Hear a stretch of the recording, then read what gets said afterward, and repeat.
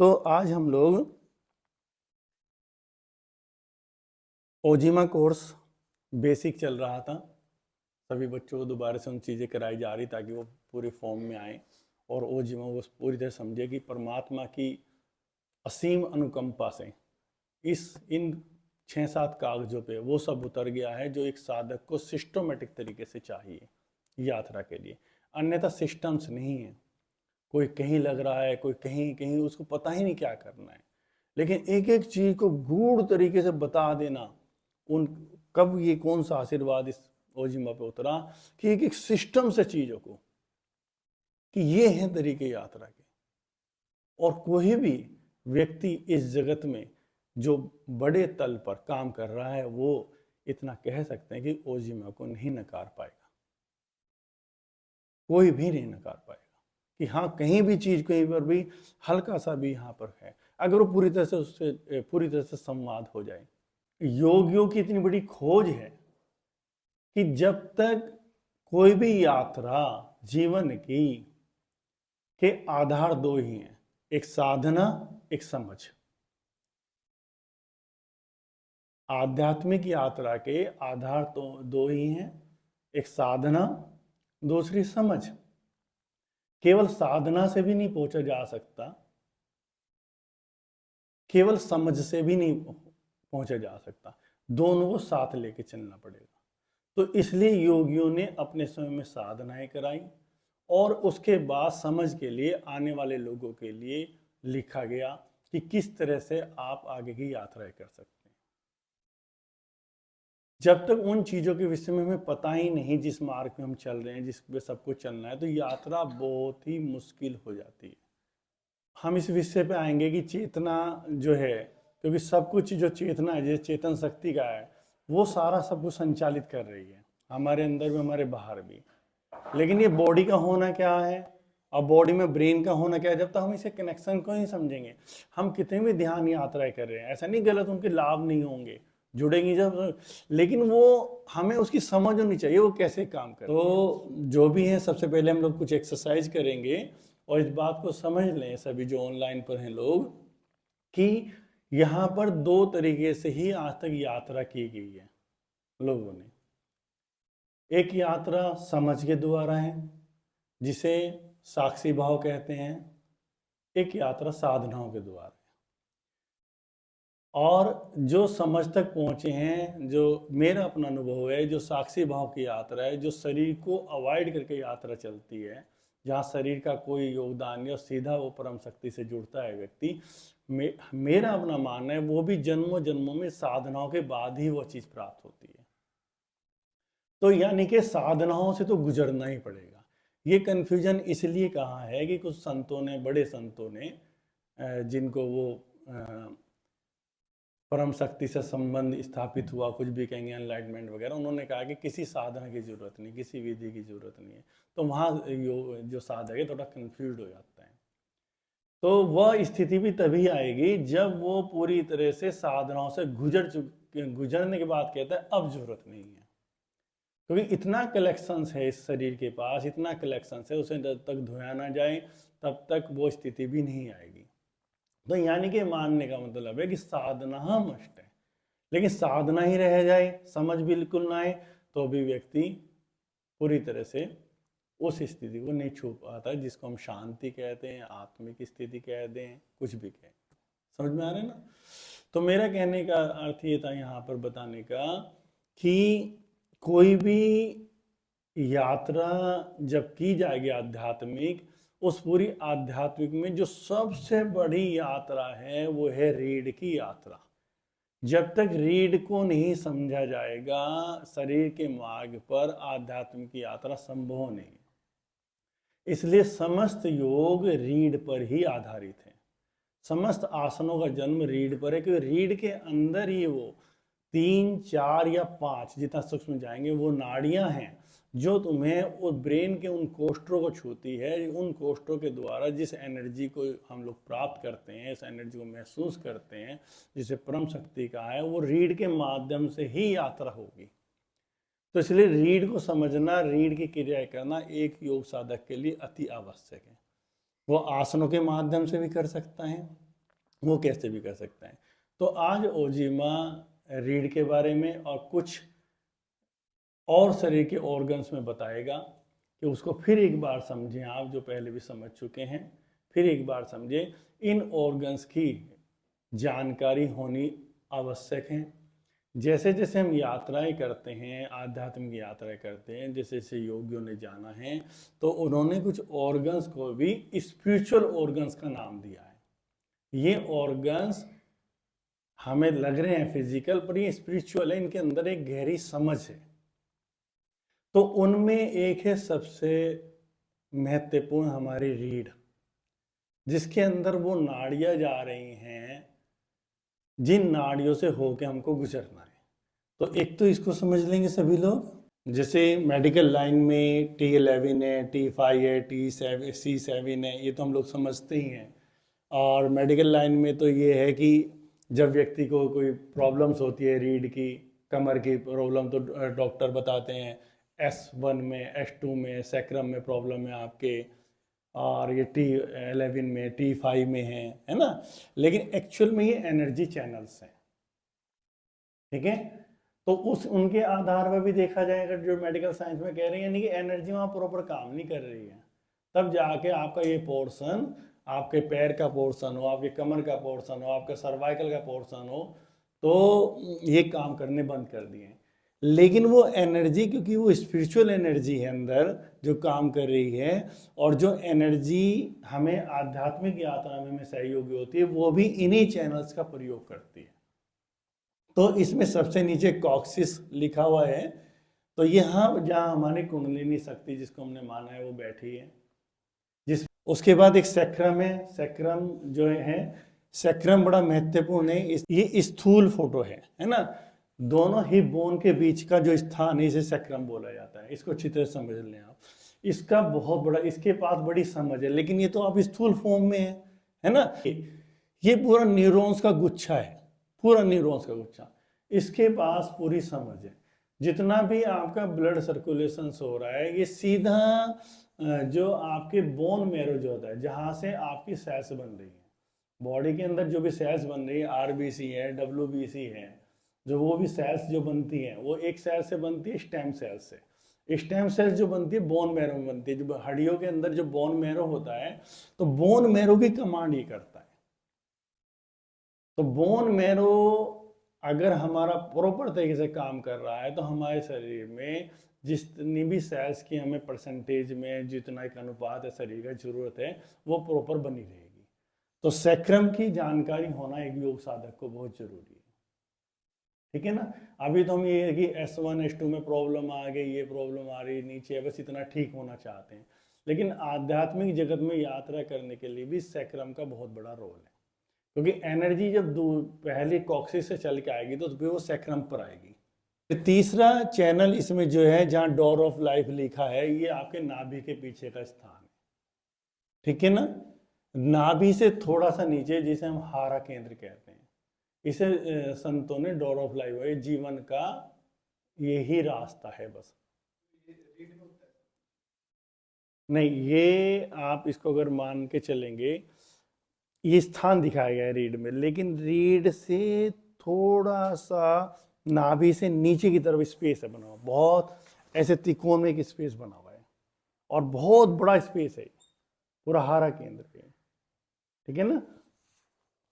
तो ये खाली बताया है। फिर चैनल दूसरा आ गया T5 T11, जहां आपका एड्रिनल ग्लैंड्स होते हैं, किडनी से ऊपर, किडनी से थोड़ा सा ऊपर, नाभि से ऊपर एड्रिनल ग्लैंड्स होती हैं।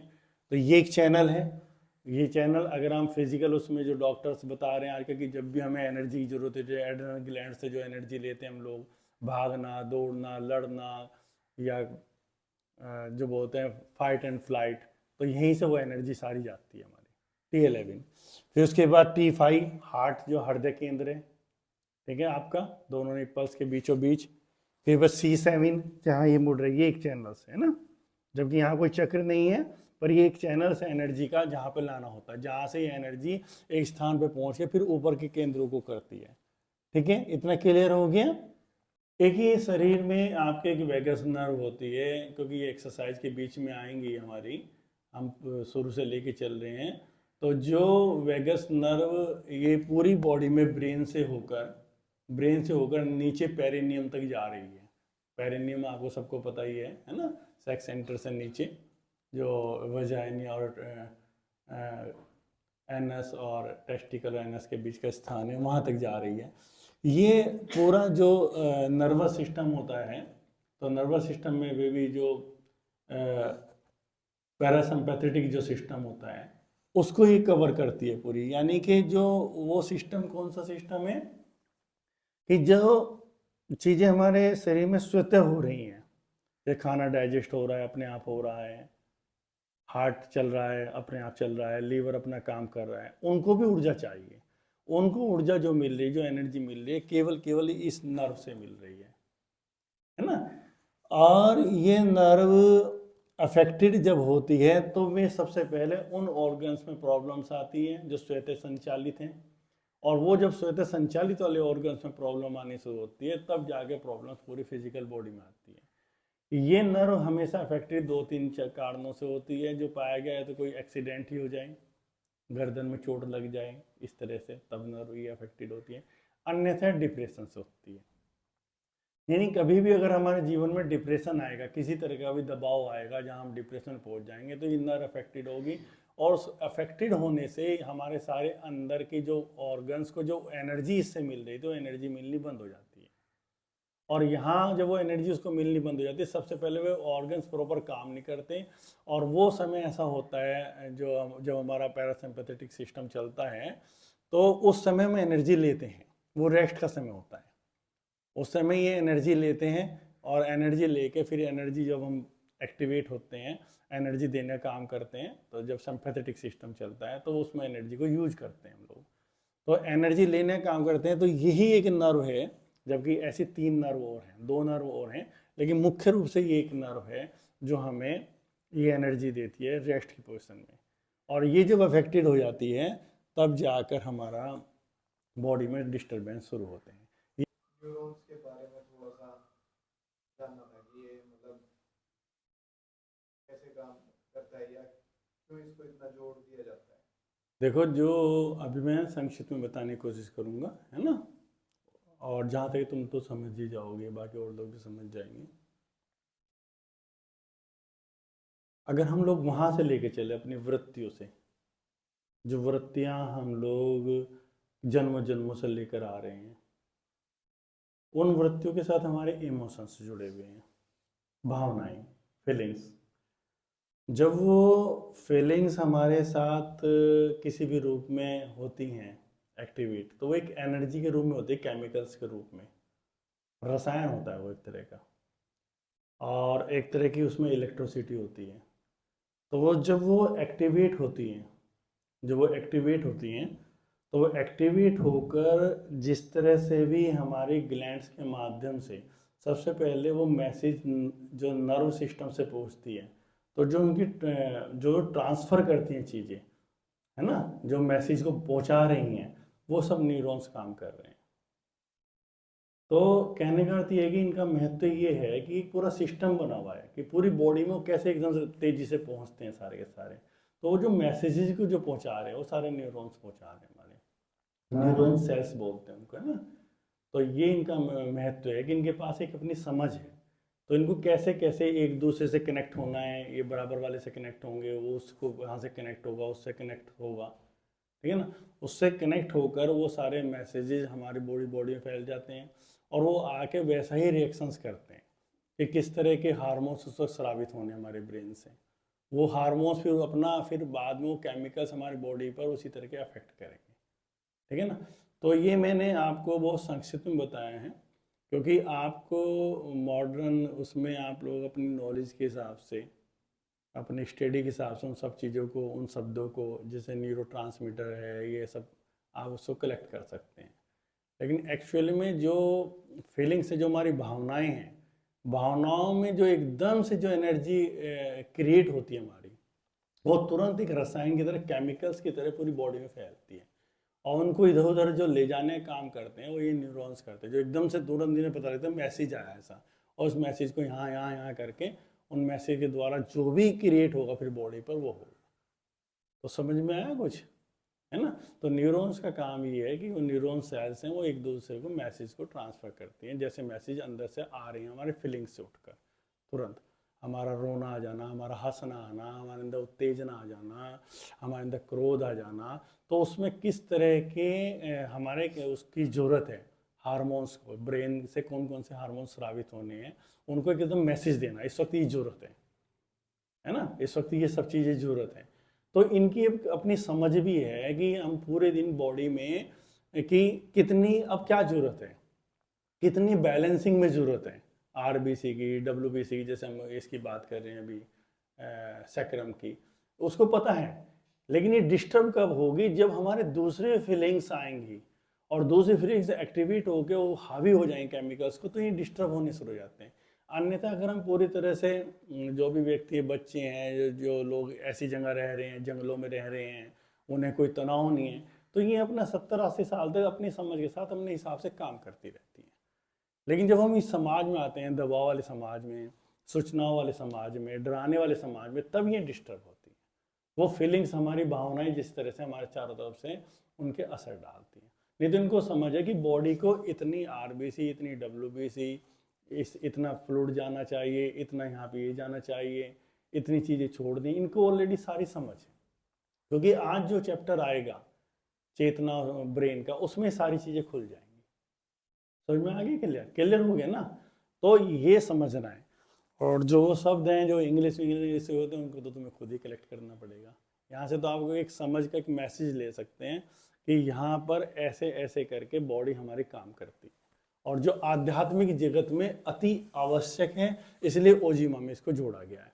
कि आध्यात्मिक जगत में यात्रा के लिए जब तक शरीर की फिजिकल जो भी फिजियोलॉजी है, एनाटॉमी है, और इसका नर्वस सिस्टम का काम करना है, और हमारा मन के काम करना है, हमारे केमिकल्स का काम करना है, हमारे हार्मोन्स का काम करना है, ये समझ नहीं आएगी तो आध्यात्मिक यात्रा ये नहीं कि नहीं होगी। तो परमात्मा सबको ही कराएगा, लेकिन बहुत बार डिस्टर्ब भी हो सकती है, बहुत डिस्टर्ब हो सकती है। योग की खोज ही ये है कि जो पैटर्न्स हमारे चल रहे हैं हम उनको बदल सकते हैं अपने द्वारा। अन्यथा सेल्स तो यही है, सेल्स तो जो चल रहा है ना पैटर्न में, सेल्स जो भी योग की खोज है कि हर ऑर्गन 4 से 6 महीने बाद दोबारा डेवलप हो जाता है। जैसे लीवर है, वो एक डैमेज भी हो गया तो वो अपने आप डेवलप हो जाएगा, नई सेल्स आ जाएंगी। किडनी का एक अपना समय है, हार्ट का अपना समय है, इतने में यानी 9 महीने में, 6 से 9 महीने पूरा शरीर दोबारा बनता है। लेकिन क्यों हम बीमार ही रहते हैं कि जो पुरानी सेल्स है वो अपने मैसेज अगली सेल्स को देकर जाएगी, ये नियम है। ये लूसी में भी आपने देखा, उन्होंने छोटा सा एक बहुत अच्छा सुंदर दिया था, तो क्या करूं मैं कि जो हर सेल्स करती है अपना मैसेज दूसरे मैसेज को दे के चली जाती है, अपना अनुभव, आप भी अपना अनुभव दे के चले जाओ। यही सारा जगत कर रहा है, यही सारे संत कर रहे हैं। तो वो सेल्स भी वही कर रहे हैं, वो हमारी बीइंग में कि अपना मैसेज दूसरे को देकर जाएं। तो यहाँ पर योग की भूमिका यही है कि योग उन मैसेज को बदल सकता है। तो जो यहाँ पे जो क्रियाएं जो नए नए मास्टर्स कर रहे हैं, टैपिंग की कर रहे हैं, EFT कर रहे हैं, वो मैसेज को बदलने का ही टेक्निक्स हैं। क्योंकि जो मैसेज तुम्हारे पड़े हैं अंदर, उन मैसेज को बदलो। अन्यथा आप दवाई खाते रहोगे तो वहाँ तो मैसेज तो वो तो पुरानी सेल्स आई, नई सेल्स जन्म ले रही हैं, उन्होंने मैसेज दे दिया उसको। लेकिन जब हर जगह मेडिटेशंस के अंदर आप जो अफर्मेशन देते हैं, मैं स्वस्थ हो रहा हूँ, मैं स्वस्थ हो रहा हूँ, मैं पूरा स्वस्थ हो गया हूँ, ये क्या कर रहा है कि एक आप एक ऐसी डायमेंशंस में चले गए, एक ऐसी स्थिति में चले गए जहाँ आपका अवचेतन आपको पूरी तरह से सुन रहा है। और जब अवचेतन पूरी तरह से सुन रहा है आपका, जिसने पहले सुना हुआ है तुम बीमार हो, उसको तुम्हें सुनाया जा रहा है, तुम एक संमोहन की स्थिति में हो कि तुम स्वस्थ हो रहे हो, तुम स्वस्थ हो रहे हो। तो जो मैसेजेस बदल रहे हैं उस दौरान, क्यों निरंतर सेल्स मर रहे हैं, निरंतर सेल्स नया जन्म ले रहे हैं, उस दौरान जो सेल्स जन्म लेगी वो सेल्स बीमार सेल्स नहीं होगी।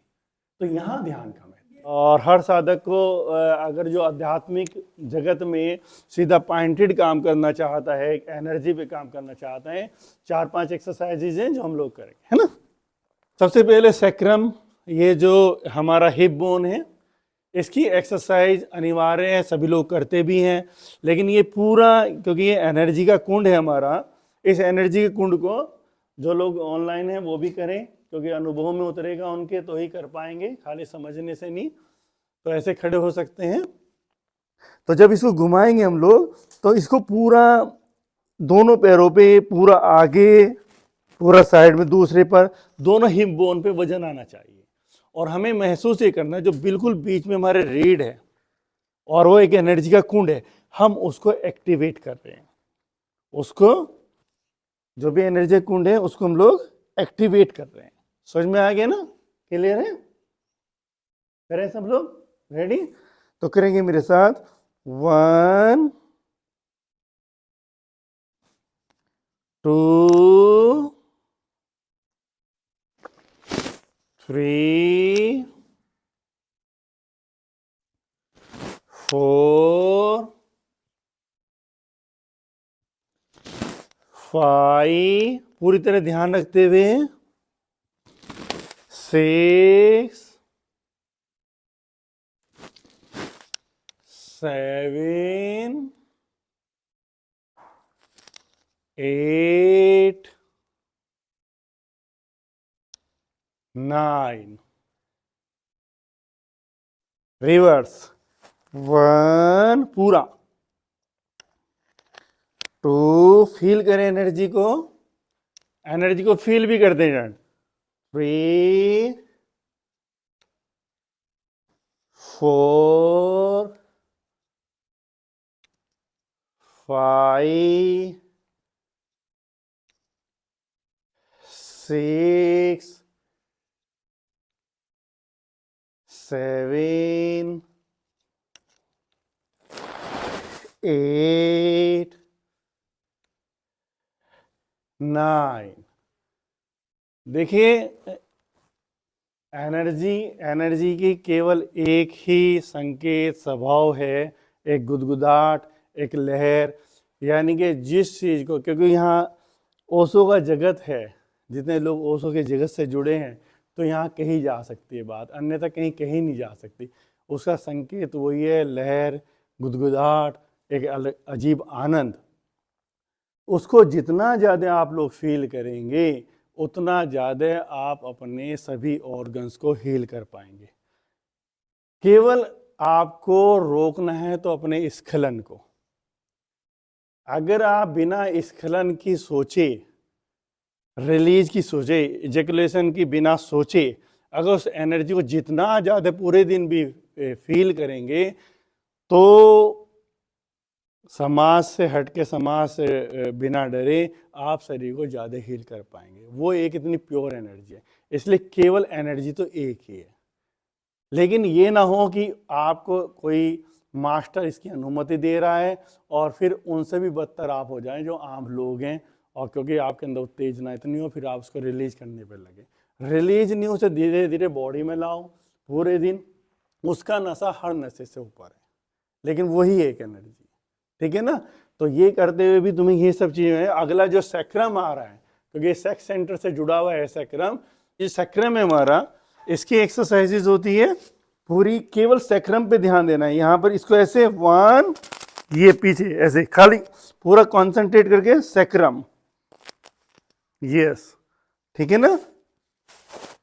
पूरा सैक्रम पे, यहाँ पे सैक्रम की बीच के हिस्से की एक्सरसाइज करनी है 9 टाइम। करेंगे मेरे साथ। 1 2, केवल सैक्रम। 3 4 5 6 7 8 9, रिवर्स, विपरीत। 1 2 3 4 5 6 7 8 9। अब यहां से तीसरी एक्सरसाइज जो हम करेंगे लंबर पे एरिया की, यहाँ की, तो दोनों हाथ सामने। ये सारी एक्सरसाइज ऑलरेडी आप करते हैं, लेकिन अब आपका भाव जुड़ेगा कि केवल इस भाग पे आप काम कर रहे हैं। करेंगे मेरे साथ। 1 पूरा वापस, 2 वापस। एक जो लोग ऑनलाइन में हैं पर हैं वो विशेष ध्यान रखें, अक्सर ये एक्सरसाइज ऐसे होती है सब जगह ऐसे, लेकिन एक्चुअल में दोनों हाथ सामने होने चाहिए। और क्योंकि एनर्जी वर्ड में काम करना है तो एक महसूस कर सकते हैं एनर्जी की बॉल, जिनको एनर्जी की बॉल बनानी आती है। अन्यथा जैसे कोई आपने बर्तन हाथों में पकड़ा है, कि जब बर्तन हाथों में पकड़ेंगे आप ऐसे नहीं कर सकते, पूरा ही साथ जाएगा, तो पूरा ही साथ रखना, एक साथ दोनों हाथ ऐसे ही जाएंगे और ऐसे ही वापिस आएंगे।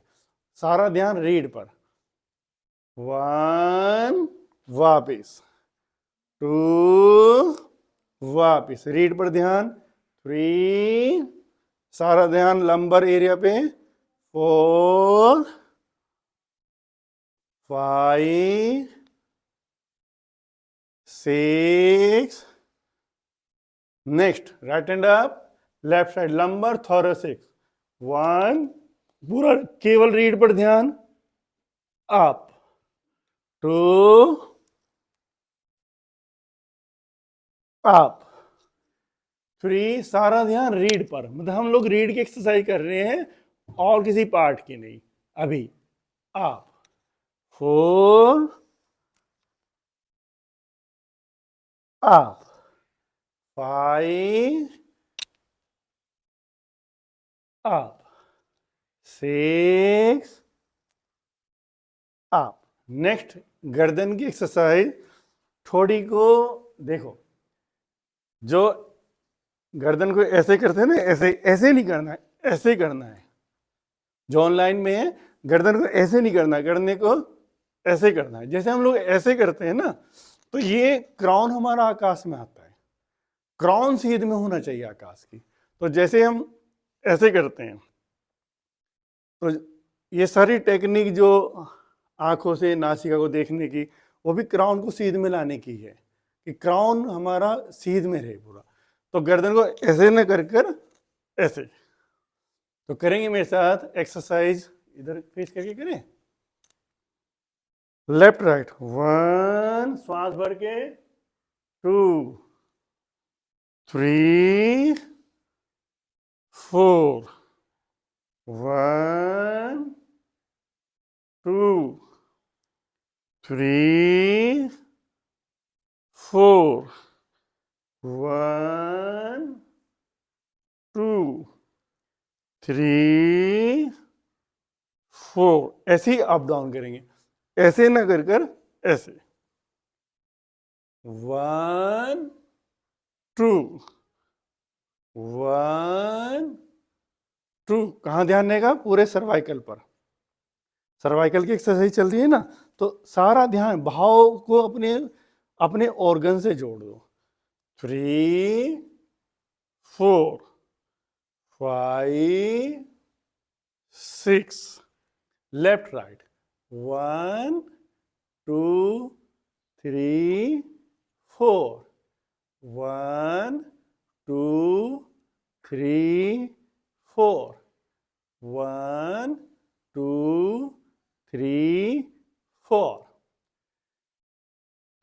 नेक्स्ट एक्सरसाइज, गर्दन घुमाएंगे, पूरा कंधों पे घूमनी चाहिए, और भाव करना होता है जैसे धड़ और कोई बॉल है और वो कंधों पे घूम रही है, एक बारीक तार से बंधी हुई अंदर, ऐसे सोचना होता है। 1 ऐसे, 2 3 4 5 6 रिवर्स, 1 2 3 4 5 6। अभी क्योंकि ये पूरी एक्सरसाइज एक योग साधक के लिए तैयार की है कि जो आप प्रशिक्षक लोग हैं अपने में तो यही एक्सरसाइज रखो, बच्चों कुछ भी करा सकते हैं, लेकिन आपको क्योंकि यात्राएं करने तो ये एक्सरसाइज अपने जीवन में जोड़ दो। अब पूरी रीड को हम लोग लेंगे। पूरी रीड को कैसे लेंगे, एक बार पहले देख लेंगे। पूरी रीड को जो रीढ़ है हमारी उसको पूरा महसूस करना है ऐसे मुड़ते हुए, ठीक है ना। तो देखेंगे मेरे साथ, और फिर उसको कैसे लाएंगे, मतलब जब आप आगे झुकेंगे ना तो रीढ़ मोड़ रहे हैं आप, ऐसे ना रीढ़ पूरा मोड़ना है, और फिर ऐसे लाकर यहां से फिर ये मतलब रीढ़ को पूरा राउंड दे रहे हैं। जब आप ऐसे उठेंगे तो ये रीढ़ मुड़ती हुई आनी चाहिए, आपके भाव से ये रीढ़ मुड़ रही है, ऐसे रीढ़ को पूरा खोल रहे हैं आप, जो रीढ़ के मनके हैं उन मनकों को पूरा खोल रहे हैं, ठीक है। तो करेंगे एक बार मेरे साथ, एक बार देख लें पहले, ऐसे ऐसे। ये रोजाना एक योग साधक की एक्सरसाइज होनी चाहिए रीढ़ पर, है ना। करेंगे मेरे साथ, 1 2 3 4 5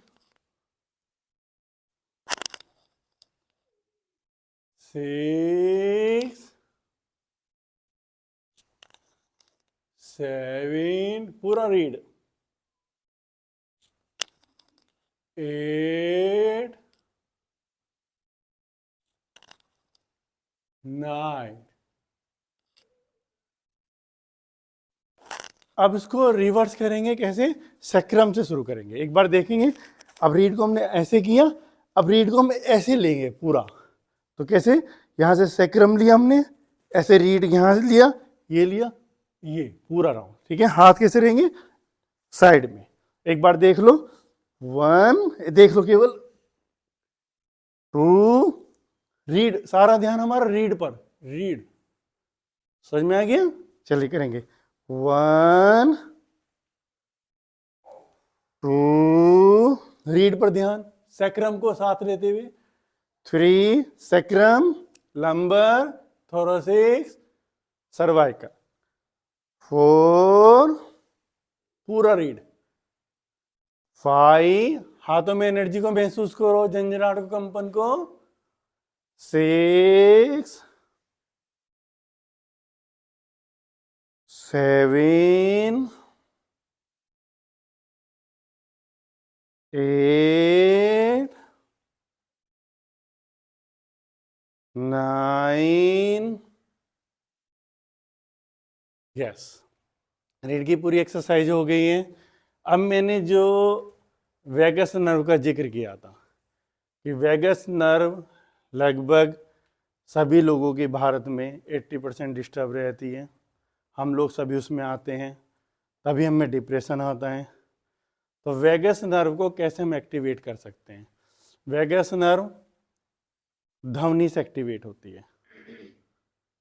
तो अगर आपके वेगस नर्व, अगर आप कहीं पर भी अपना डिप्रेशन महसूस कर रहे हैं तो ज़्यादातर गीत गाने की कोशिश करें, गानों को गाएं, अकेले में गाएं, गुनगुनाएं, ये ज़रूर करें। तो आप देखेंगे कि वेगस नर्व धीरे धीरे धीरे एक्टिवेट होनी शुरू होगी और आपका डिप्रेशन कम होगा। समझ में आ गया।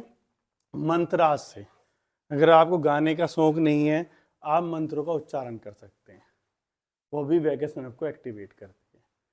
तीसरा वेगस नर्व की जो एक्सरसाइज मैं बता रहा हूँ, इसमें क्या होता है कि वेगस नर्व क्योंकि यहाँ से C1 C2 से होके जा रही है, तो जो भी मास्टर्स लोगों ने खोजी है, तो गर्दन को लेफ्ट साइड ले जाकर आंखों को राइट साइड ले जाना है। ऑनलाइन वालों को मालूम है।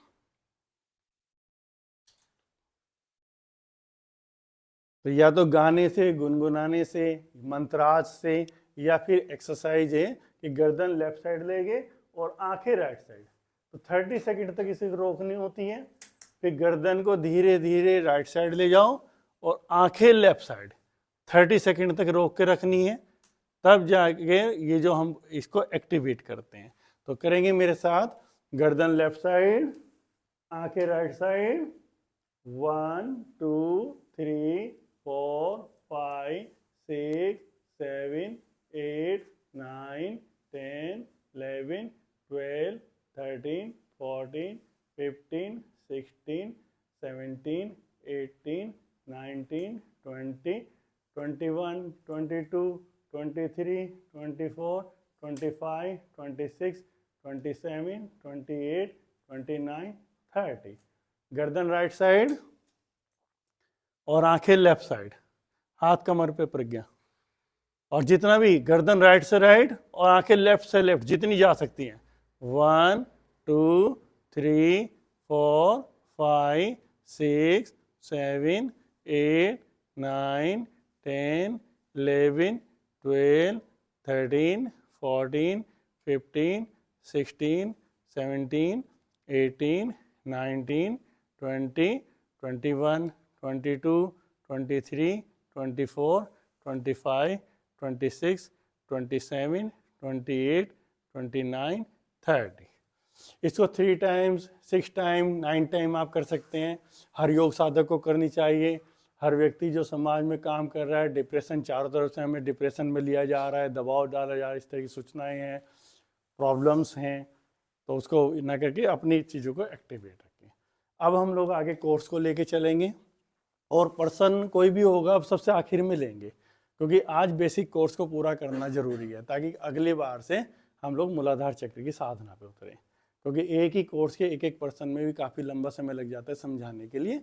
तो बीच में जो भी पर्सन हो गया आप लिख लीजिएगा, नोट कर लें, और उसको बाद में अगर टाइम बचता है 12 बजे तक ख़त्म करना है तो हम लोग उसको आगे पर्सनों को लेंगे, ठीक है ना। और एक पर्सन रहेगा एस्ट्रोलॉजी थ्योरी का, उससे पहले एक प्रयोग करेंगे, है ना। तो प्रयोग करें, धीरे धीरे प्रयोग होने चाहिए। जो ऑनलाइन है ये रिपीटेशन है, ओजिमा का भस्त्रिका में प्रयोग हुआ है। ऑनलाइन में जो लोग बैठे हैं वो समझ लें कि भस्त्रिका प्राणायाम शरीर के 80-90 रोगों पे लगाम पा सकता है ना। इसको समझ लें पहले।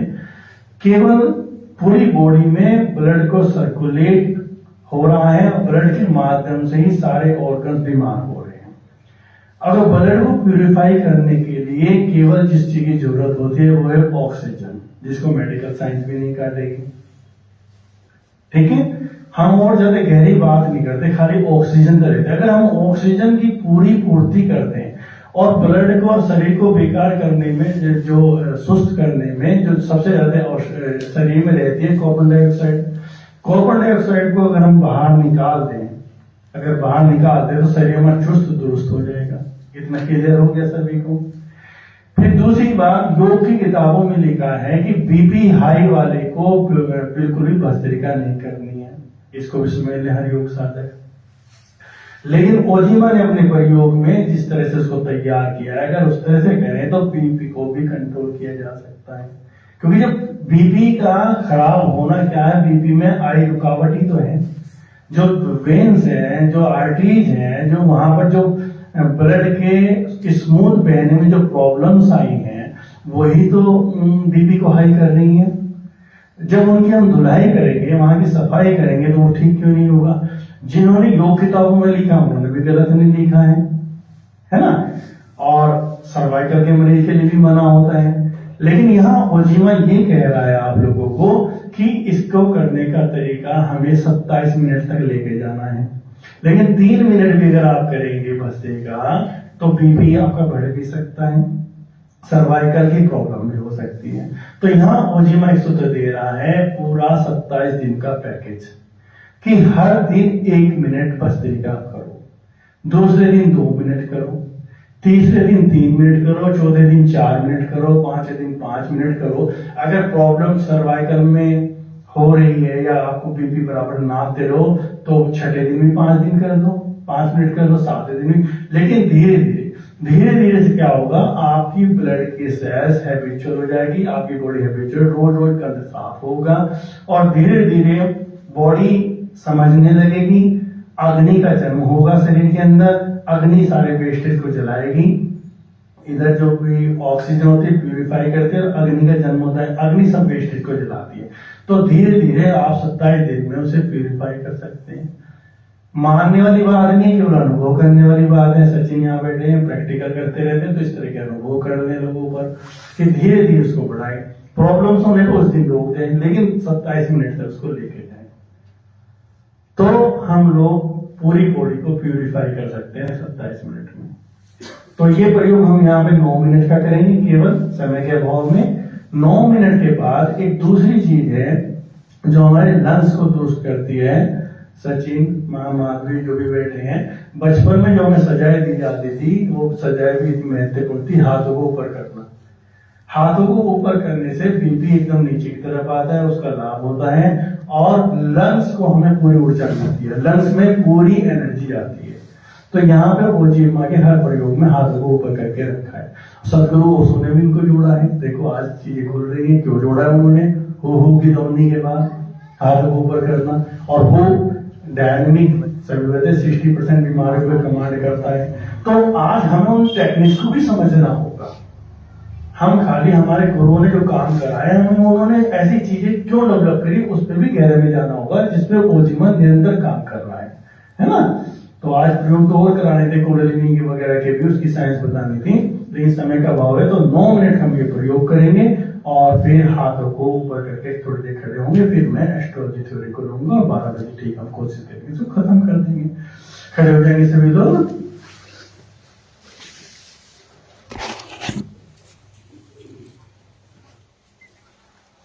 तो जो ऑनलाइन में एक बार देख लेंगे इसको, आप लोग भी देख लें।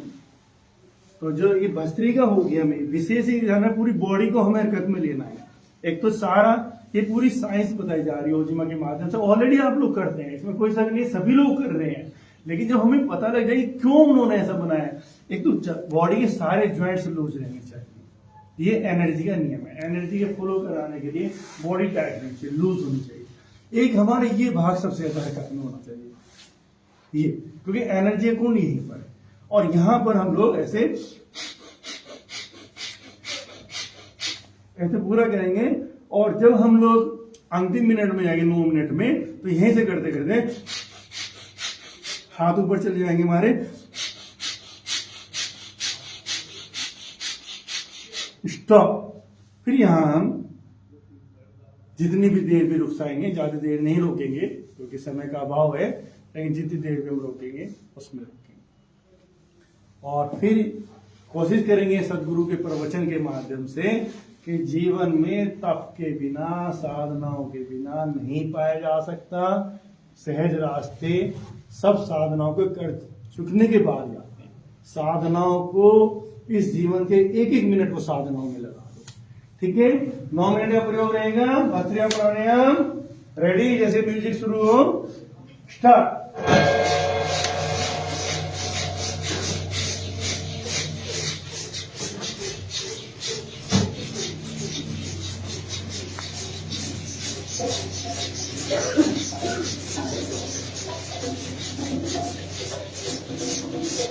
पूरी शक्ति, पूरी शक्ति, पूरी पावर से।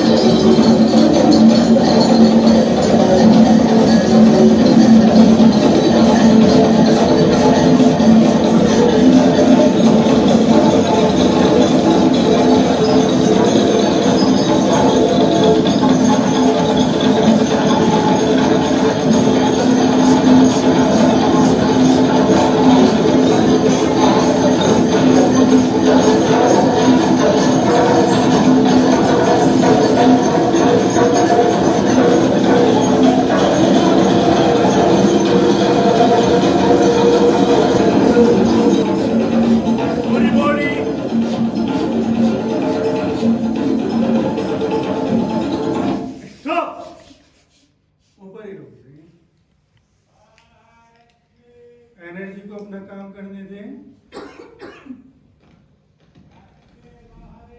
एनर्जी को अपना काम करने दें, एनर्जी को अपना काम करने दें। हिले बिल्कुल ना, पर रोक दें, एनर्जी को अपना काम करने दें, बिल्कुल हिलना है। स्टॉप की पोजीशन है। शरीर अगर थोड़ा भी हिलता है तो एनर्जी वहीं बैठ जाएगी। तो इसमें एनर्जी अपना काम करें और उस भाव की दृष्टि में रहें कि मेरा ब्लड प्यूरिफाई हो रहा है, ब्लड प्यूरिफाई हो गया है। अब एनर्जी जो मेरे शरीर में जगी है वो धीरे धीरे उन स्थानों पे जा रही है जहाँ उसकी ज़रूरत है, उसे अपना काम करने दें। और क्योंकि ओजिमा जो काम कर रहा है साधनाओं पे, क्योंकि उसने जाना है बिना साधनाओं के नहीं पाया जा सकता, क्योंकि इतना कलेक्शंस हमारे पास है, बिना साधनाओं के कैसे संभव होगा। और पूरा दिन हमारा निकल जाता है। तो यहाँ पे अपने उत्साह को, अपनी शक्ति को बढ़ाने के लिए पुनः एक बार हम लोग इसी अवस्था में सदगुरु का प्रवचन सुनेंगे, जिससे हमारा उत्साह मिले। जो गुरु लोग कहते हैं, अनुभव से गुजर के कहते हैं। तो कानों को खुला रखेंगे और हाथ ऊपर ही रहेंगे। प्रेम बंध ऐसो कठिन, सब कोई निबद्ध नहीं। हिम्मत हो तो चुनौती स्वीकार करो, तो चढ़ो इस तुरंग पर, तो चलो चले। आग तो लगी है जंगल में, जिनके भीतर थोड़ी भी क्षमता है, प्रतिभा है, वे इस चुनौती को स्वीकार करेंगे, क्योंकि यह चुनौती अभियान है। सिर्फ नपुंसक, सिर्फ कायर, मुंह ओढ़ के चुनौती को इनकार करके रह जाते हैं, सिर्फ आलसी। और उनकी भीड़ है। अब साधु संत उत्तर जीते हैं तो वो समझाते हैं कि भक्ति मार्ग बड़ा सरल। घंटी बजा दी, टुन टुन टुन, अब भक्ति मार्ग पूरा। खुद भी ना बजाई तो एक नौकर रख लिया घंटी बजाने के लिए, उसने बजा दी, भक्ति मार्ग पूरा। तिलक चंदन लगा लिया, भक्ति मार्ग पूरा। पागल हो गए हो, जलना होगा, प्राणों के अंतरतम को निखारना होगा।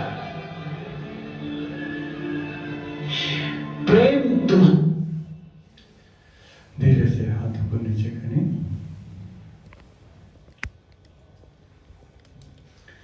दूसरी चीज़, बिना तप के तो संभव नहीं, साधना ही करनी होगी। और पूरा संसार हमें अपनी ओर खींच रहा है, भीड़ और एनर्जी हमारी बहुत वेस्ट जा रही है। उसके प्रति सदगुरु के प्रवचनों को भी ध्यान में रखते हुए सौभाग्य से गुरु मिलते हैं।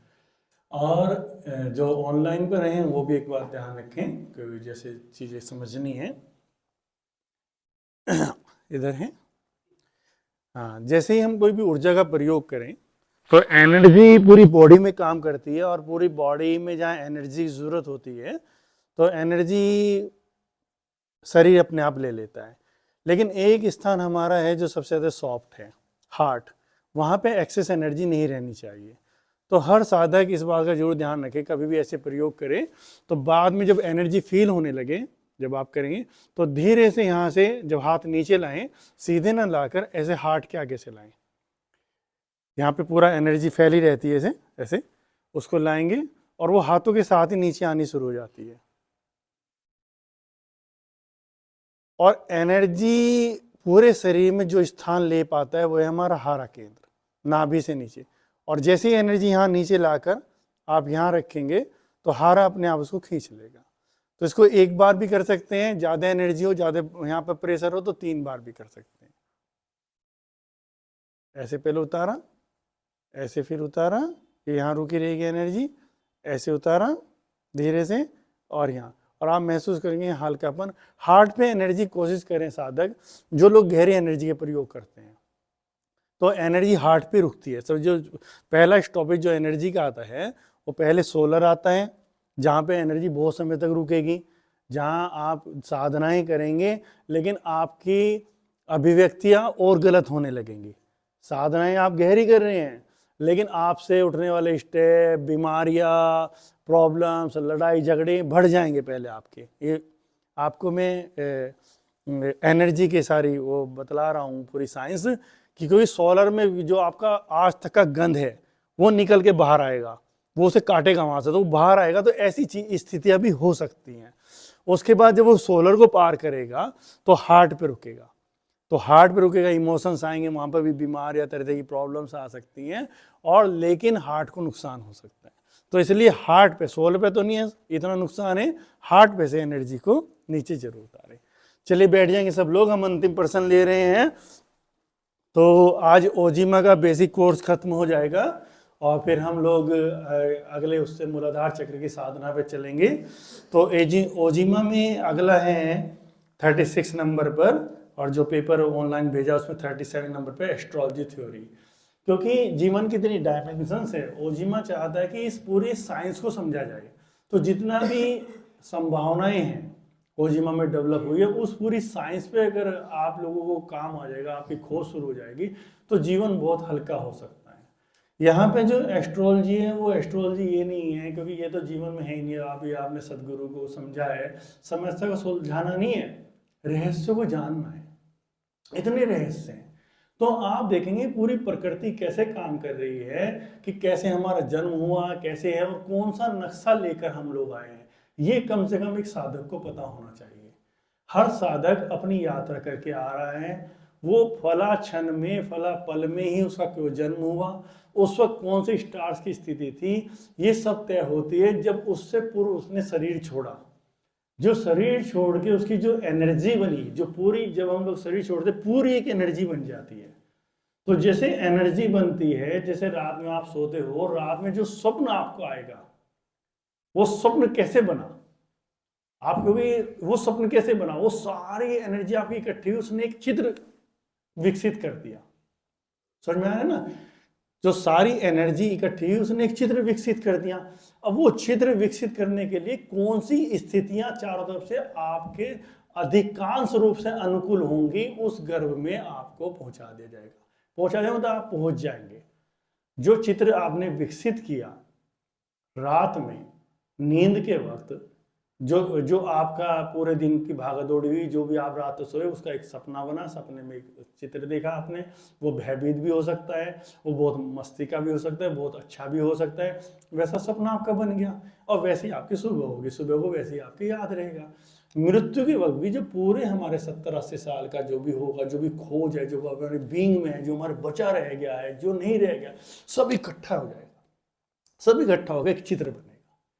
वो चित्र के अनुसार पूरे ब्रह्मांड के अंदर जैसी स्थितियां होंगी, वो कौन सा गर्भ ऐसा तैयार हो रहा है, 100% नहीं, अधिकांश थे, 60-70% अधिकांश थे उस चित्र से। क्योंकि इतना अनंत जन्म हो रहे हैं, अनंत गर्भ पड़े, अधिकांश थे। ऐसा माता पिता होना, ऐसा शहर होना, ऐसा पड़ोस होना, ऐसी व्यवस्था होना जो हमारी पूर्ति कर सकता है, तो तुरंत हम वहां ट्रांसफर।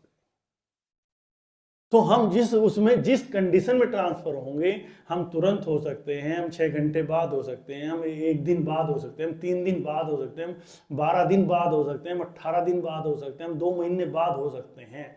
उस ट्रांसफर में जो स्थितियां बनती हैं, वो हमारे अकॉर्डिंग बनेगी। ब्रह्मांड में तो स्थितियां बन रही हैं, वो हमारे अकॉर्डिंग, यानी कि ओजिमा ये बताना चाह रहा है कि हम अपना नक्शा लेकर आते हैं। तो कम से कम हमें इतना तो ज्ञान हो, हमें ज्योतिष में नहीं हमें सफलता मिले, नौकरी मिले, क्या मिले, कि हम कौन सा नक्शा लेकर आए हैं। क्या तो पिछली बीइंग थी हमारी, तो बीइंग ऐसी क्यों बनी, अब हमें उस पर काम करना है। ऐसी ही बीइंग क्यों बनी, मैंने यही ग्रह क्यों चुने हैं, ये ग्रह चुने गए मेरे द्वारा ही, ये ग्रह चुने गए मेरे द्वारा ही, ये तो मैंने यही क्यों चुने, यानी कुछ चीजें मेरी अधूरी रह गई हैं, या कुछ चीजों की मेरी खोज है। तो जो चीजें जिन्हें हम वृत्तियां कहते हैं, जो हम पे वृत्तियां हावी हैं, वो हमारी अधूरी रह गई खोज है, जिसे हमें पूरा करना पड़ेगा, पूर्ण होना पड़ेगा। कोई मार्ग ऐसा नहीं है यात्रा का आपकी वृत्ति को पूर्ण किए बिना आप उससे पार हो जाए, लेकिन होश पूर्ण करना पड़ेगा। फिर दूसरी आपकी खोज कि आप कौन सा व्यक्तित्व लेकर आ रहे हो, सारा मिला जुला नक्शा है। तो ये बताने के लिए ओजीमा ने ज्योतिष के इस भाग को लिया, एस्ट्रोलॉजी को, कुंडली विज्ञान को, कि आप अपनी कुंडली से इतना तो जान ही लें कि आप एक तो कौन से स्टार्स में जन्मे हैं, क्या आपका व्यक्तित्व है, कौन से ग्रह आपको सपोर्ट कर रहे हैं, कौन से ग्रह आपके सपोर्ट नहीं कर रहे हैं, तो कौन सा व्यक्तित्व आपका रहा होगा, यही पूरे दिन आप लेकर चलते हैं। फिर अगर हम ये नहीं जानेंगे तो अगले और हम इकट्ठे कर रहे हैं। लेकिन हमें पता लग गया, हमें ये पता लग गया, जैसे यहाँ पर इतने लोग हैं, हमने एक समझ लिया भाई अंकित का नजरिया ये है, राम का ये है, नीतीश का ये है, कभी कभी यहाँ कॉन्फ्लिक्ट आते हैं, अनवर का ये है, लेकिन सारे काम कर रहे हैं। क्यों कर रहे हैं? कि समझ में आ गया, समझ में आ गया कि ये ऐसे ही काम कर सकते हैं। तो कोशिश तो एक गुरु की इनको धोने की भी है। यहां मैं अपनी बात करें तो मेरे गुरु होंगे तो मेरे गुरु मुझे समझेंगे इसमें ये है, तो मुझे ये धोने की भी है। यानी कमियां सब में होती है कि ये धोने की है, लेकिन ये है, ये यहां पे खड़ा है। अब इसको कैसे इस सिस्टम में लाया जाए, तो वो सारी चीजें हम अपने आप भी समझ सकते हैं। मैं कहां पर खड़ा हूं, ये चीज मेरे अंदर क्यों उठती है। तो यहाँ पे थोड़ा सा, क्योंकि बेसिक है, बेसिक में समझाने के लिए, क्योंकि जब तक पिक्चर में तुम्हारे समझ में नहीं आएगा तब तक तुम समझोगे नहीं, कि इसलिए यहाँ पे ये कह रहे हैं कुंडली में कि हर ओजीमा साधक को 12 की 12 राशियों का ज्ञान होना चाहिए। ये जो 12 राशियां हैं जिसमें लिखी है, पहली मेष, वृक्ष, मिथुन, कर्क, सिंह, कन्या, तुला, वृश्चिक, धनु, मकर, कुंभ, मीन, ये सिस्टम से याद होनी चाहिए, एक के बाद एक के बाद एक के बाद एक के बाद इनको ही। अगर तुम्हें इन रहस्यों को जानना है तो तुम्हें ये जानो, इस साइंस को जानो, ठीक है ना। और ये जो 9 ग्रह हैं इनके अपने स्वभाव हैं। तो पहले तुम राशियों को तुम्हें समझाने की कोशिश करेंगे ना बेसिक में। देखो आप देख रहे हो ना, ये एक चित्र बन रहे हैं, ये जितने भी ये नक्षत्र हैं हमारे, जो नक्षत्र होते हैं जिन्हें हम तारामंडल कहते हैं, जब व्यक्ति का जन्म होता है, ये तो पृथ्वी ऊपर ब्रह्मांड घूम रहा है, इधर पृथ्वी घूम रही है, और नक्षत्र वहां बन रहे हैं, वहां बनते रहते हैं, बिगड़ते रहते हैं, बनते रहते हैं, बिगड़ते रहते हैं। तो जिन नक्षत्रों की जो आकृति बनती है, जब ज्योतिष के योगियों ने,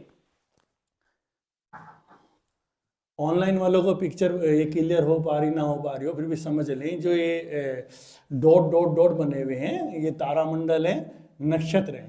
तो जब ज्योतिषियों ने, जो ज्योतिष के ज्ञानी लोगों ने देखा, और देखने के बाद उन्होंने देखा कि ये किस तरह की आकृति बना रहे हैं नक्षत्र आपस में, तो उनको देखा कोई तो शेर की जैसी आकृति बना रहा है, कोई भेड़ जैसी आकृति बना रहा है, कोई स्त्री की आकृति बना रहा है, कोई धनुष लिए हुए घोड़े की आकृति बना रहा है। तो उन्होंने इनको नाम दिए लोगों को समझाने के लिए, ठीक है ना। इतना क्लियर हो गया ना, है ना, इतनी पिक्चर क्लियर हो रही है। अब ये जब आपका जन्म हो रहा है उस वक्त मुख्य रूप से एक चित्र बिल्कुल क्लियर था, मुख्य रूप से एक चित्र क्लियर था। तो ज्ञानियों ने देखा कि 9 ग्रह हैं, 9 ग्रह, इनके अपने सबके स्वभाव हैं, 9 ग्रह हैं, इनके अपने स्वभाव हैं सबके। तो वो जो चित्र, तो देखा उसने, ये जब ये चित्र है, इसका स्वभाव और इस ग्रह का स्वभाव बराबर मिलता है। स्वभाव क्या है? एनर्जीज है ना, एनर्जीज है। तो योगी लोग, जो ध्यानी लोग हैं, वो रूप के रूप में नहीं देखते किसी को, एनर्जी के रूप में देखते हैं। जिन्हें आप जैसे देविया कहते हैं, काली देवी, तो वो एक एनर्जी है, काले रंग की एक एनर्जी है। जिसे आप दुर्गा कहते हैं, दूसरी वो एनर्जीज हैं वो इस तरह की, ठीक है ना। तो लेकिन आम पब्लिक को समझाने के लिए रूप देना पड़ता है, पर वो एनर्जी ऐसी, उसका स्वभाव ऐसा है, जो हमने उसे रूप दिया ना, उसका स्वभाव है। तो ऐसे ही इन ग्रहों का स्वभाव है। तो इन ग्रहों का स्वभाव जिन राशियों से मिल रहा है, तो उनके इन ग्रहों को बोला कि इस राशि का ये स्वामी ग्रह है। क्या बोला? इस राशि का ये स्वामी ग्रह है। इतना क्लियर हो रहा है? शुरू में एस्ट्रोलॉजी जितने भी लोग हैं बहुत मुश्किल लगती है, समझ में नहीं आता, लेकिन जब समझ में आता है तो वो चीजें एकदम से ही साफ हो जाता है नजरिया सारा ही समय। अभी जो मैं बातें कह रहा हूँ अभी थोड़ा सा मुश्किल लग रही होगी आपको, लेकिन ये जैसे ही तुम इसमें घुसोगे तो बहुत क्लियर हो जाएगी। केवल तुम्हें ये राशियां याद करनी है, 9 ग्रहों को याद करना है। हमें ये नहीं किसी का हाथ देखना है, किसी की नौकरी लगवानी है। हमें अपना और अपने आसपास, अपने बच्चों का, अपने आसपास के लोगों का, अपने शिष्यों का, अपने मित्रजनों के स्वभाव को जानना है और जीवन बहुत हल्का हो जाएगा। उसका स्वभाव है। तो जो जैसे ही कोई किसी राशि में जन्मा तो ये देखा जाता है, ज्ञानी लोग देखते हैं इसका स्वामी ग्रह कौन सा है। तो स्वामी ग्रह जो उसका होगा तो उसका 70-80% उसका व्यक्तित्व वही होगा, उसका व्यक्तित्व वो ही होगा। बाकी जो 30% जो व्यक्तित्व है, जो इस पर और लोग ग्रह डाल रहे हैं और जो ग्रह इस पर प्रभाव डाल रहे हैं उनके प्रभाव है, वो भी मैं एक कुंडली के माध्यम से दिखाऊंगा। क्योंकि आज बेसिक कोर्स चल रहा है, आपको तो ये मैं जिज्ञासा जगा रहा हूं कि आप इन राशियों को याद करें। अगर अपने बारे में जानना, अपने बच्चों के बारे में जानना, अपनी पत्नी के बारे में जानना, अपने मित्रों के बारे में, इन 9 ग्रहों को याद करें तो सबके स्वभाव को पता लग जाएगा। अब जैसे यहाँ पर समझने वाली बात है, पहला ग्रह सूर्य, पहला ग्रह सूर्य, मोस्ट स्वभाव समझ लो। सूर्य का स्वभाव रोशनी देना तो है ना, सबको रोशनी देते हैं, लेकिन जबरदस्त ईगो, अहंकार। सूर्य ग्रह को हम समझ रहे हैं स्वभाव को, ये क्यों बताए जा रहे हैं। अब आप ये देखेंगे कि ये ग्रह आपके अंदर या मेरे बेटे के अंदर या मेरी पत्नी के अंदर या मेरे अंदर है तो ये नेचुरल मेरा होना ही होना है। तो सूर्य का जो स्वभाव है, ईगो, एनर्जी से भरा हुआ, फुलफिल, पूरी एनर्जी से भरा हुआ, नेम फेम उसके जीवन में होना ही अगर सूर्य उसके साथ है। स्वभाव समझ लो, किसी के आगे ना झुकना, किसी के आगे ना झुकना। तो मैं ये नहीं कह रहा ये गुण अच्छा है बुरा है। हम अगर योग साधक हैं तो हमें कोई से गुण बता सकता है, मैं किसी आगे नहीं झुकूंगा। कोई इसे अपना अवगुण बता सकता है, यही मेरा सबसे बड़ा फॉल्ट है। क्योंकि जिस दिन मैं झुक गया तो ऊर्जा तो मेरे पास पूरी है ही, फिर तो काम हो जाएगा। तो हमें समझना है कि ये मेरे अंदर, अगर ये सूर्य है तो मेरे अंदर ये होगा, मुझे चोट लगेगी लगेगी, क्योंकि मैं रोशनी हूं, मैं एनर्जी से भरा हूं, मैं कैसे झुक सकता हूं। तो ये स्वभाव है, सूर्य का स्वभाव। चंद्रमा, संगीत, प्रेम, शायरी लिखना, मस्त रहना, घूमना, घूमता रहता है ना, मन का चंचल होना, संवेदनशील होना, किसी का दर्द ना देख पाना, स्वभाव है। अब चंद्रमा अगर आपके कहीं ना कहीं है तो आपका ये स्वभाव तो होना ही होना है। फिर कोई व्यक्ति तो प्रेम आकर्षण में बहुत है, इसका तो सारा जीवन इसी में चला गया, हम कह नहीं सकते, वो उसके स्वभाव में है। और फिर दूसरी बात योग साधक कह रहे हैं, गुरु जन कह रहे हैं, ये हम लाए हैं चुनकर, या तो ये मेरा अधूरा रह गया तो इसे पूरा करे बिना पूरा नहीं हो सकते, पूरा होश पूर्ण करना पड़ेगा, फिर तो उसे उसी मार्ग पे जाना ही पड़ेगा। सारा समाज उसे रोकेगा कि यार ये व्यक्ति तो बिल्कुल इसमें बताओ इन्हीं चीजों में पड़ा रहता है। एक्चुअल में योगी कहेगा कि यही इसी से निकलेगा, इसमें जाए बिना तो ये पूर्ण नहीं होगा, क्योंकि मांग के लाया है, ये मांग कर लाया। समझ में आ रहा है ना।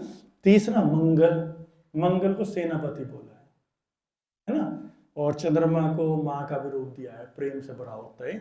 मंगल को सेनापति, सेनापति के जो गुण होते हैं, हर वक्त लड़ने को तैयार, हर वक्त लड़ने को तैयार। सुरक्षा, अपने की सुरक्षा, अपने के लिए कुछ भी कर पाना, जोश, एनर्जी पूरी, खून से जुड़ा हुआ, लाल रंग, मंगल।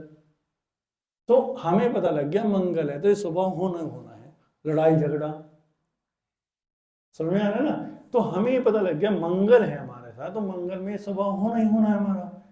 तो और ऊर्जा पूरी, थकना ना, 24 घंटे ना थकना, कितना थकेगा नहीं।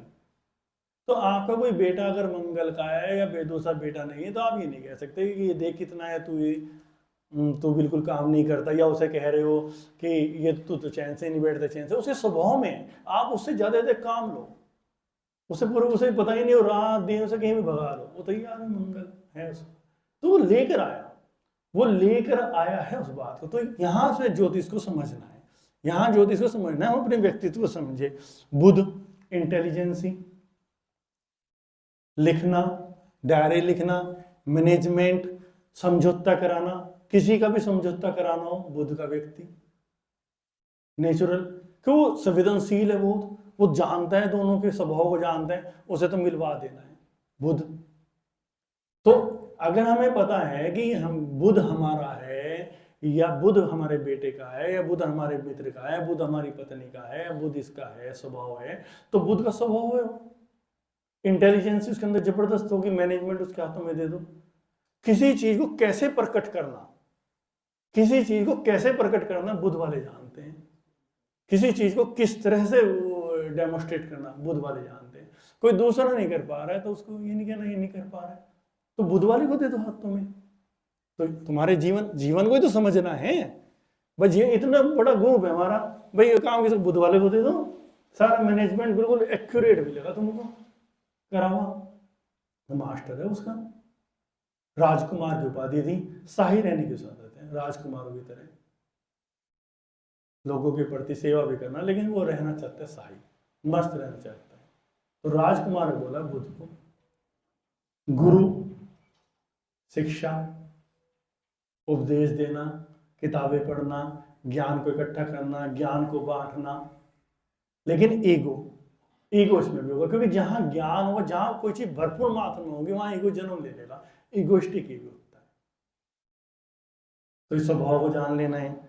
शुक्र आप जानते ही हैं, ऐश्वर्य, धन और तरह तरह की वैराइटीज, कपड़े पहनना, शौकीन होना, जितने भी मतलब ज्योतिषों का मानना है जो फिल्म स्टार होते हैं, मॉडल्स होते हैं, ये अधिकांश शुक्र स्वभाव, शुक्र के होते हैं।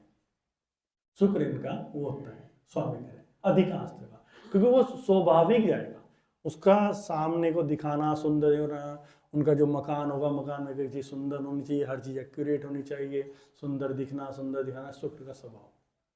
ऐश्वर्य, ये कार नहीं, ये कार ऐसी लेना, ऐसा लेना, ये सब चीज़ें स्वभाव है उसका।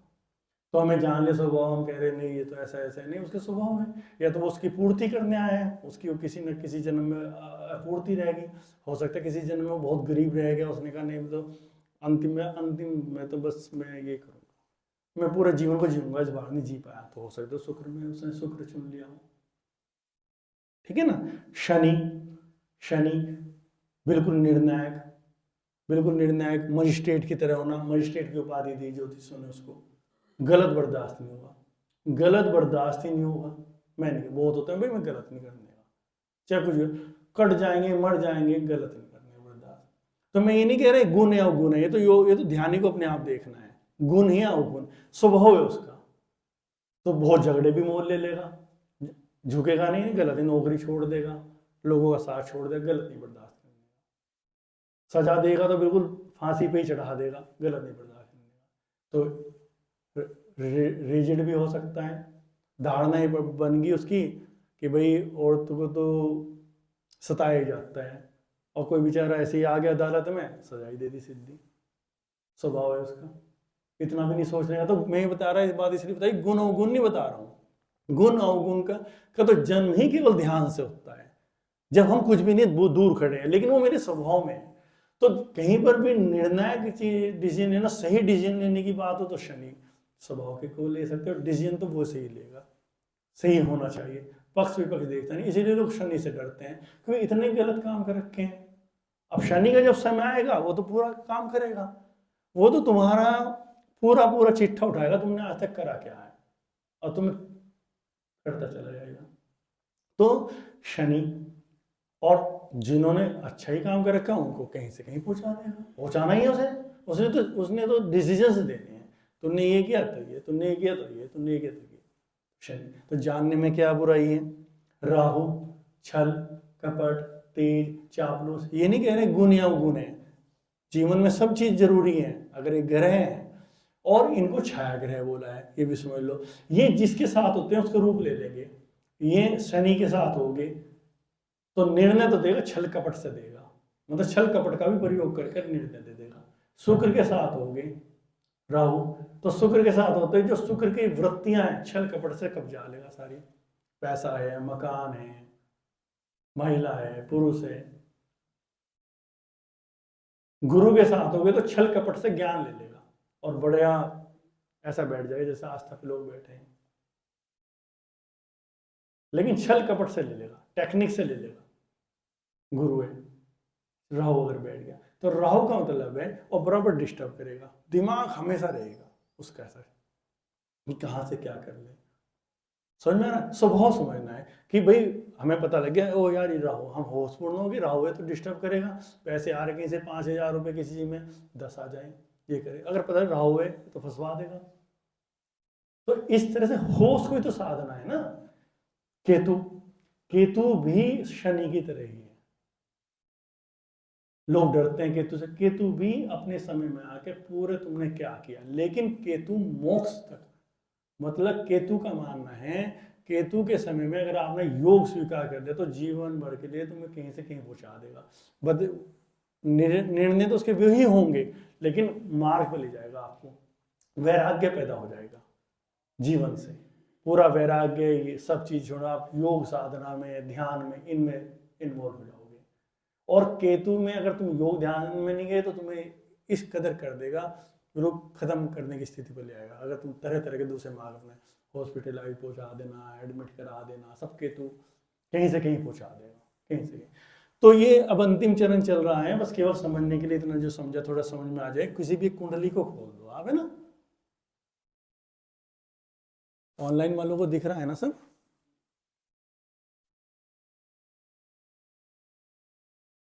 टाइम क्या हो गया? 12:10।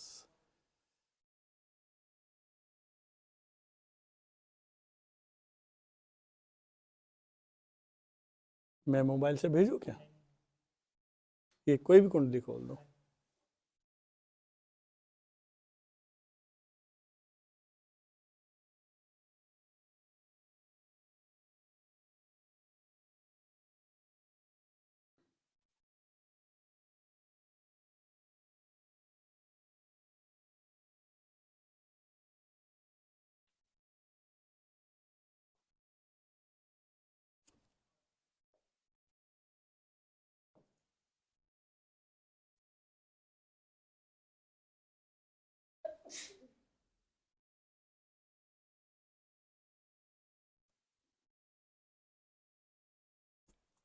देखो अभी तुम्हें जानना होगा राशि है, राशि के मैंने कहा सीरियल से याद करें, तो अब तो ये आसान हो गया। पहले तो अब तो आप एक ऐप डाउनलोड करो, अपनी डेट ऑफ बर्थ डालो, बिल्कुल सही समय डालो।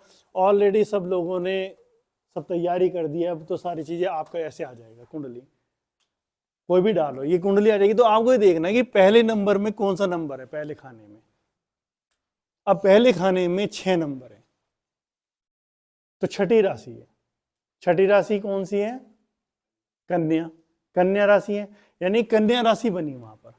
समझ में आ गया? इतना क्लियर आ गया? अब कन्या राशि का जो वो है स्वामी ग्रह है बुध है। अब इस व्यक्ति को सबसे पहले जान लेना चाहिए मेरा स्वभाव बुध है, मेरा स्वभाव बुध है, ठीक है। तो बुध का सारा मैनेजमेंट, इंटेलिजेंसी, ये व्यक्ति पढ़ा लिखा हो ना हो, इंटेलिजेंस इसमें होनी होनी है। जीने का तरीका, हर चीज को प्रेजेंट करने का तरीका इसके स्वभाव में हो। तो उसने इतना जान लिया कि मेरा स्वभाव ये है, जिस भी व्यापार में ये भाग लेगा उस व्यापार को बढ़ा देगा, क्योंकि स्वभाव में है वो कि व्यापार में क्या चीज चाहिए। व्यापार में चीज चाहिए कि आप किसी को प्रेजेंट कैसे करते हो, इस पर डिपेंड व्यापार है। एक व्यक्ति किसी भी चीज को 1,000 रुपए की बेच देता है, कोई व्यक्ति 10 रुपए की नहीं बेच पाता है, केवल उसकी टेक्निक्स है। समझ में आ रहे हैं ना? तो अगर हमने जान लिया इस बात को, मेरा बेटा है, ये है, वो है, या मेरा भाई है, मेरी पत्नी है, मैं खुद हूं, तो ये बुध का स्वभाव है ना।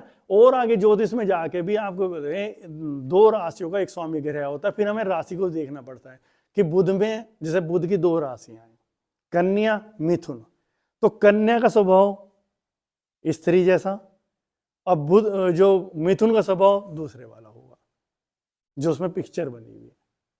समझ में आ रहा है ना इतना क्लियर? अभी तुम्हें इतना देखना है कि आज का ही हम समापन कर रहे हैं यहाँ पर, जो बेसिक था कि आपको ये 12 राशियां क्यों याद करनी है, ये 9 ग्रह क्यों याद करने हैं, ये 9 ग्रह क्यों। फिर आप जैसे ही समझोगे, जैसे ज्योतिषों की खोज रही है, ये परिवार का है खाना, ये परिवार का खाना है। अब यहां मंगल शनि दोनों बैठे हैं। मंगल कौन सा है? लड़ने में पूरा शक्तिशाली। शनि कौन सा है? निर्णायक, बर्दाश्त नहीं करूंगा। दोनों में युद्ध, दोनों एक जगह बैठ के। मित्र है नहीं है। फिर आपको पता है मित्र कौन से, आपस में शत्रु कौन से है। मैं भी संक्षिप्त में इसलिए बता रहा हूं आपको कि आपकी जिज्ञासा हो अगर है तो हम कितना कुछ जान सकते हैं अपनी कुंडली से, कितना कुछ। तो परिवार में मैं जानता हूं इस महिला को, परिवार में ये सब है, होना ही है। और दूसरी बात यहां मैं कहता हूं, होना ही नहीं है, ध्यान से सब चीजें काटी जा सकती हैं, ध्यान से सब चीजें काटी जा सकती हैं। तो ये होना है। मैं उदाहरण के लिए बता रहा हूं आपको, ये निश्चित रूप से यहां पर ये सारी कंडीशंस हैं, पूरा नहीं बन पाती है। अब ये यहां पर इसमें शुक्र बैठा है, ठीक है, ये है हमारा भाग्य और आश्रम और लंबी यात्राएं। मैं कहता हूं चीजें कटती नहीं है, लंबी यात्रा। यहां कौन कौन बैठा है? शुक्र बैठा है, राहु बैठा है, सूर्य बैठा है, बुध बैठा है, 4 ग्रह बैठे हैं, ठीक है ना। और अपने घर, बाद में मतलब वैसे ही बता रहा हूं, जो जानते थोड़ी बहुत ज्योतिष, अभिनव है, अंकित है, राम, किस में बैठा है? शुक्र के घर में बैठा है, वृक्ष राशि में। तो ये जो भी है व्यक्ति, जो भी व्यक्ति है, ऑलरेडी तंत्र का मास्टर है, तंत्र का। आश्रम के घर में बैठा है, शुक्र बैठा है, तो उसे वहां होना ही था। अगर नहीं होता तो डिस्टर्ब होता पूरी तरह से है। बुध साथ में है, इसका व्यापार कभी ये वाला बंद नहीं होगा। ऑलरेडी ये भी जो भी व्यक्ति की कुंडली है, ये तंत्र का मास्टर है, और तंत्र का मास्टर होना स्वाभाविक है, क्योंकि इसके भाग्य में शुक्र बैठा है। शुक्र ऐश्वर्य, ये सारी चीजें, तंत्र। अगर उसे आश्रम ही चुनना है तो बिल्कुल, मतलब अगर योग ही चुनना है तो तंत्र का है। बुध व्यापार बढ़ाना है, सूर्य बढ़ना ही निश्चित रूप से है, लेकिन आपस में टकराहट भी है। राहु भी है यहाँ पर। राहु अपना काम करेगा, जो मैंने बताया आपको, राहु ये काम करेगा, उसे डिस्टर्ब करेगा उस तरीके से, लेकिन बहुत डिस्टर्ब नहीं करेगा जब आगे समझोगे, क्योंकि ये शुक्र के घर में बैठा है, तो यहाँ राहु शुक्र का मित्र है, तो इसको बहुत ज्यादा डिस्टर्ब नहीं करेगा, मतलब इसको नुकसान नहीं होगा उस डिस्टर्बेंस का। डिस्टर्ब तो करेगा, नुकसान नहीं होगा कि जैसे और को फंसवा देना, फंसवाने वाला नहीं होगा, इसके लाभ में होगा, फायदा कराएगा, ठीक है। तो ये मैंने खाली कुंडली आपको बताया है कि ये सारी चीजें हैं, कि सारी मतलब बताने के लिए हैं कि ये आपको बेसिक में है। बेसिक में केवल आप अगले हम मूलाधार चक्र में थोड़ा उसको आगे लेकर गए हैं, तो अभी तो आपको ये याद करना है कि 12 की राशियां आपके सीरियल से याद हों, 9 ग्रह हैं वो सीरियल से याद हों, उनके स्वभाव याद हों। फिर हम सबसे पहले आज यही सीखें कि आप ऐप डालो, अपना ऐप डाउनलोड करो, और ऐप डाउनलोड कर अपनी जन्म तिथि, जन्म का समय डालो। तो सबसे पहले तो जो आपका व्यक्तित्व है, जो आपका व्यक्तित्व क्या है, आप बुध स्वभाव के हैं, आप शुक्र स्वभाव के हैं, आप मंगल स्वभाव के हैं। कोई भी ग्रह गलत, छोटा बड़ा गलत वो नहीं है, गलत सही नहीं है, स्वभाव है। सभी के अंदर बराबर गुण, बराबर अवगुण है। हमें केवल अपने स्वभाव को समझना, ये मेरा स्वभाव है, उस स्वभाव को ध्यान के माध्यम से और विकसित किया जा सकता है। कोई भी नहीं, अन्यथा कोई ना कोई किसी ग्रह को ले, अगर ओशो भी है तो किसी ना किसी ग्रह को लेकर ही पैदा हुए, जय कृष्णमूर्ति भी तो किसी ना किसी ग्रह को लेकर पैदा हुए, आना ही किसी ना किसी उसमें है। तो ऐसा नहीं कोई गलत है, कोई सही है, है ना। लेकिन हमें उसे विकसित करना है ध्यान के माध्यम से, समझ के माध्यम से। तो ये सारी चीजें आपको समझ लेनी है। फिर उसमें दूसरा जो मैंने कहा 30% व्यक्तित्व है कि इस पर दृष्टि कौन कौन से ग्रह की पड़ रही है। तो इस पर दृष्टि ये बुध है, ये खुद व्यक्तित्व है इसका, बुध का है। मान लो गुरु यहाँ बैठा है, गुरु की है ना, ऐसे मैं बता रहा हूं ताकि कुछ लोग समझ जाए। 3 दृष्टियां होती हैं, तीसरी दृष्टि से देखता है, 5वीं दृष्टि से देखता है, 9वीं से। 1 2 3 4 5 6 7 8 9, नहीं कोई सी दृष्टि नहीं पड़ रही है। शुक्र 7वीं दृष्टि,